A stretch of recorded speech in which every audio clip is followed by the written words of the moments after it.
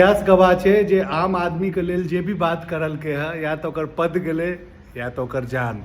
कियाकि बहुत एहन अहाँ देखियौ कि अगर एग्जाम्पल लऽ लियै राघव चड्ढा आब जे छै पता है कि हुनका जे छै हटा देल गेलै है।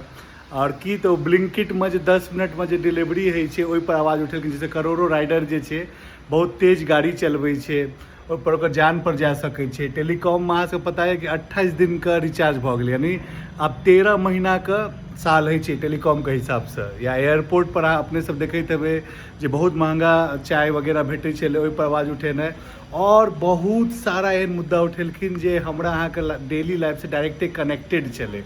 अब राघव चड्ढा जी शायद अब राज्यसभा में नहीं बजता कि कम बजता से तब पता चलते, लेकिन सही छै ना कि जे आम आदमी के लेल जहाँ क्यों बजै छथिन तऽ ई जे पार्टी सब जे होइ छै, नेता सब जे होइ छै, ककरो बर्दाश्त नहीं छै। सब पार्टी के इएह हाल छै।